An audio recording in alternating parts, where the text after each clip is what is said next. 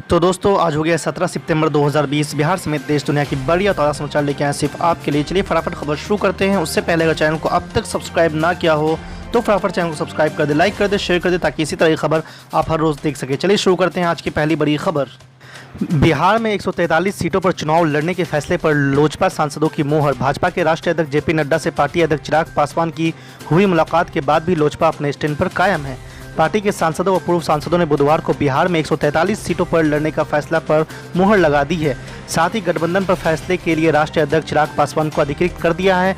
चिराग पासवान ने कहा है कि Bihar first, Bihari first vision document की बैठक जल्द होगी और उसके बाद केंद्रीय संसदीय बोर्ड की बैठक होगी, जिसमें अंतिम फैसला लिया जाएगा। दिल्ली में रामविलास पासवान के आवास पर बुधवार को हुई सांसदों और पूर्व सांसदों की बैठक में पार्टी ने बिहार में अफसरशाही पर चिंता व्यक्त किया है। इसके खिलाफ संघर्ष की रूपरेखा तय की है। लोजपा नेताओं ने जेडीयू के राष्ट्रीय प्रवक्ता केसी त्यागी के उस बयान का स्वागत किया है जिसमें उन्होंने कहा था कि उनकी पार्टी का गठबंधन भाजपा से है, लोजपा से नहीं है। चिराग पासवान ने सभी सांसदों व पूर्व सांसदों को जेपी नड्डा से मंगलवार देर रात मुलाकात के बारे में बताया। पीएम को भेजे अपने पत्र की भी जानकारी दी। आज की दूसरी बड़ी खबर। बिहार कांग्रेस प्रभारी शक्ति सिंह गोयल ने कहा है कि कांग्रेस खुदगर्जी की नहीं बल्कि सेवा की राजनीति करती है। कहा है, एक दौर था जब बिहार की शुगर और राइस मिलें पूरे देश को चीनी और चावल देती थी। समस्तीपुर के पार्टी के बिहार क्रांति वर्चुअल सम्मेलन को संबोधित करते हुए उन्होंने कहा है कि मुंबई के आरटीआई कार्यकर्ता के आरटीआई में खुलासा हुआ है कि पीएम नरेंद्र मोदी के 1.25 लाख करोड़ के पैकेज में एक पैसा भी बिहार को नहीं मिला। अब चुनाव आते ही फिर पीएम की घोषणा का सिलसिला शुरू हो गया है।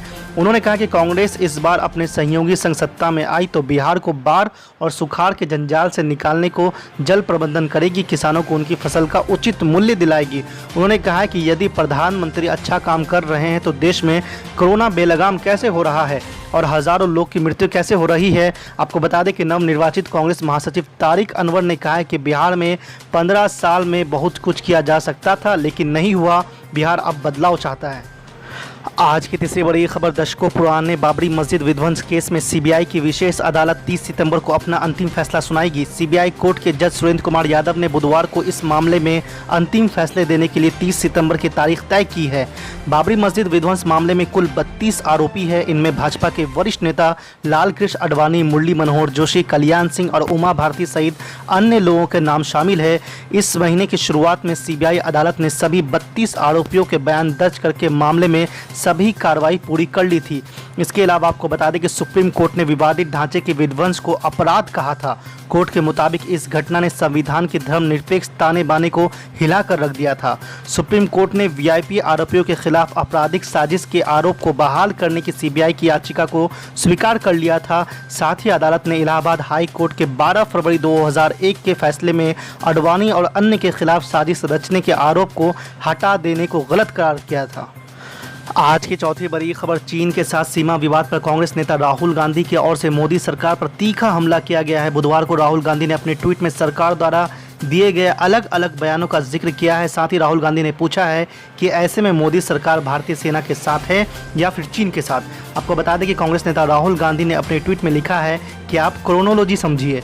पीएम मोदी बोले कि कोई सीमा पर नहीं घुसा है, फिर चीन स्थित बैंक से भारी कर्ज लिया गया, फिर रक्षा मंत्री ने कहा है कि चीन ने देश में अतिक्रमण किया, अब गृह राज्य मंत्री ने कहा कि अतिक्रमण नहीं हुआ है। राहुल गांधी ने आगे लिखा कि मोदी सरकार भारतीय सेना के साथ है या फिर चीन के साथ। इतना डर किस बात का? दरअसल भारत सरकार ने एशियन इंफ्रास्ट्रक्चर इन्वेस्टमेंट बैंक से कर्ज लिया है। इसका दफ्तर बीजिंग में स्थित है और बैंक में सबसे बड़ा शेयर भी चीन का ही है। आपको बता दें कि कांग्रेस नेता का ये ट्वीट तब आया जब बुधवार को ही केंद्रीय गृह मंत्रालय ने राज्यसभा में कहा है कि पिछले 6 महीने में चीन सीमा पर कोई घुसपैठ नहीं हुई है।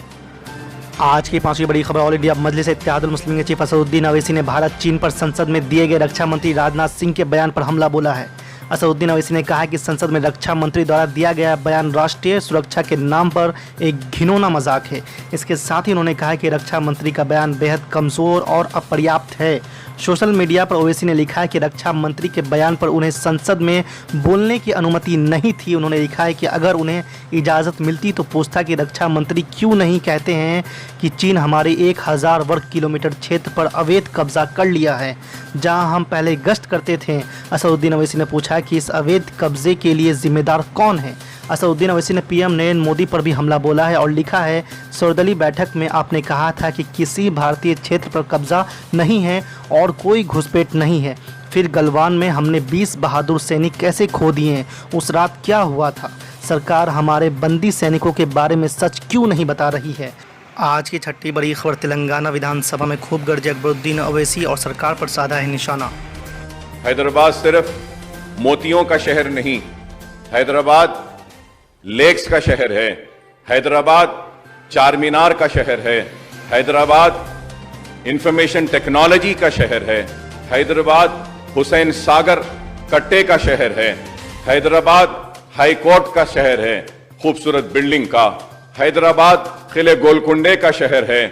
और यह भी मैं कहूं तो गलत ना होगा कि कोहिनूर गया था तो यहीं से कभी हुकूमत ईरान के ताज पे जगमगाता था तो कभी मुगलिया सल्तनत की ताज पर था, तो आज बरतानिया के क्वीन के ताज में है।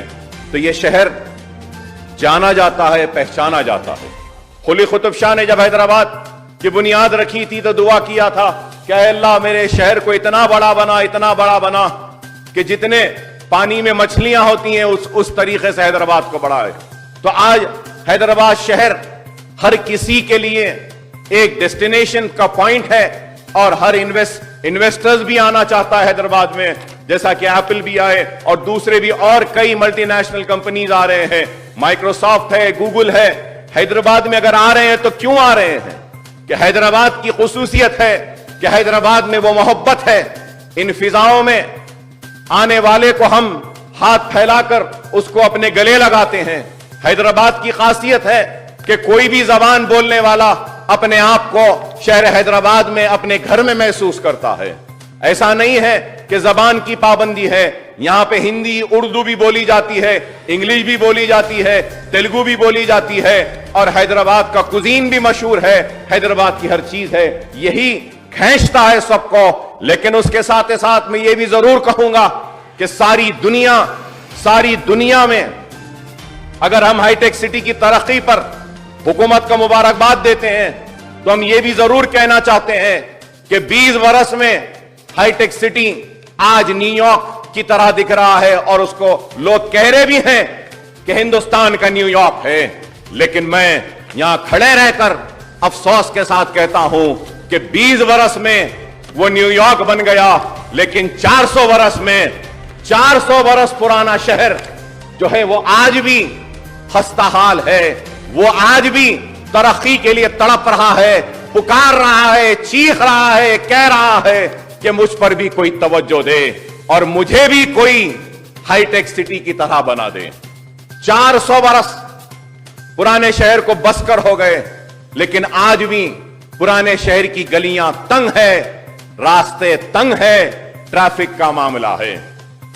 हमको यकीन है कि हुकूमत जरूर पुराने शहर की तरक्की पर भी गौर करेगी, पुराने शहर में भी खुशहाली लाने के लिए इंफॉर्मेशन टेक्नोलॉजी का एक सेंटर, या मैं याद दिलाऊं मिनिस्टर साहब को कि उन्होंने ऐवान में ऐलान किया था मेरे मुतालबे पर कि फार्मा सिटी आएगा, हाईटेक सिटी का भी एक ब्रांच हम शमशाबाद एयरपोर्ट के करीब या महेश्वरम के एरिया में लाएंगे, जिसके जरिए ओल्ड सिटी भी डेवलप होगा, तरक्की होगी। और मुझे याद है कि चीफ मिनिस्टर साहब ने यह भी कहा था कि मैं पुराने शहर को इस्तांबुल बनाऊंगा। आज इंतजार है हमको कि पुराना शहर कब इस्तांबुल बनेगा, हमको इंतजार है कि पुराना शहर में कब तरक्की आएगी। आज पुराने शहर में चार मीनार है, आज हमारे पुराने शहर में गोलकुंडा फोर्ट है, 7 टूम्स है और सबसे पहली मस्जिद है, और उसके बाद में एक काला ताजमहल बनाया गया था, वो भी है पुराने शहर में। टूरिज्म के भी बहुत से मुकामात हैं, लेकिन आज वहां पे तरक्की नहीं हो रही है। मैं आपके जरिए हुकूमत से मुतालबा करूंगा कि आप पुराने शहर की तरक्की के लिए एक 10,000 करोड़ का ऐलान करिए। अगर आप ऐलान करेंगे जिसके जरिए रोड वाइडनिंग को लेना है, लेकिन यह भी एक हकीकत है कि ये 5-6 बरस में शहर हैदराबाद और बिलखुसूस पुराने शहर में भी काफी रोड वाइडनिंग्स हुए हैं, एसआरडीपी में काफी फ्लाईओवर्स भी लिए गए हैं और सीवरेज सिस्टम्स भी जो नहीं था पुराने शहर में वो भी आए हैं। स्ट्रॉन्ग वाटर ड्रेन्स के भी काम आए हैं, जैसे कि हमारे कारवान में कॉन्स्टिट्यूंसी में हुकूमत ने 320 करोड़ का एक सीवरेज और स्ट्रॉन्ग वाटर ड्रेन का एक पैकेज को मंजूर किया। इसके लिए भी मैं शुक्रिया अदा करता हूं। और मेरे कॉन्स्टिट्यूंसी में चंद्रायन गुट्टे में भी हमने चीफ मिनिस्टर साहब से, केटी रामाराव साहब से मुलाकात कर बल्लागोड़ा जो एरिया है मेरे एरिया का, वहां पे सीवरेज लाइंस नहीं है, उसके ताल्लुक से हमने मुतालबा किया तो 310 करोड़ रुपए का एस्टीमेट आया है और वादा किया कि एडमिनिस्ट्रेटिव सैंक्शन देंगे, आहिस्ता आहिस्ता वो काम भी होगा। मैं इसके लिए भी शुक्रिया अदा करता हूं। लेकिन यह भी जरूर कहूंगा इसके साथ साथ कि कई मसाइल हैं। रोड वाइडनिंग्स 10-10 बरस से पुराने शहर में वैसी हैं। ऑनरेबल स्पीकर साहब, 2 इश्यूज जो मैं 20 साल से मुसलसिल कह रहा हूं, मुझे याद आते हैं। आज जो राज्यसभा के मेंबर हैं जनाब सुरेश रेड्डी साहब, वो आपकी कुर्सी पर आंध्र प्रदेश असेंबली में स्पीकर थे, तो मैंने उनसे बड़े ही तड़पते हुए अंदाज में, जोरदार आवाज में कहा था कि स्पीकर साहब, आप हमारे रेस्क्यू को आइए, चार मीनार पेडेस्ट्रियनाइजेशन प्रोजेक्ट को कंप्लीट करिए। चार मीनार आज अगर हम तवज्जो नहीं देंगे तो खत्म हो जाएगा, पोल्यूशन से खतरे में है। तो उस वक्त के स्पीकर साहब ने, सुरेश रेड्डी साहब ने कहा, अकबर साहब आपके इसके मुतालबे पर मैं मिनिस्टर साहब को कहूंगा। मिनिस्टर साहब ने, उस वक्त के मिनिस्टर ने उठकर कहा कि हम चार मीनार पेडेस्ट्रियनाइजेशन का प्रोजेक्ट बनाएंगे, चार मीनार को बचाएंगे। और सुरेश रेड्डी साहब ने कहा कि आज तो आपको खुशी हो रही होगी कि प्रोजेक्ट आगे बढ़ेगा, लेकिन आज भी चार मीनार पेडेस्ट्रियनाइजेशन प्रोजेक्ट कंप्लीट नहीं हुआ।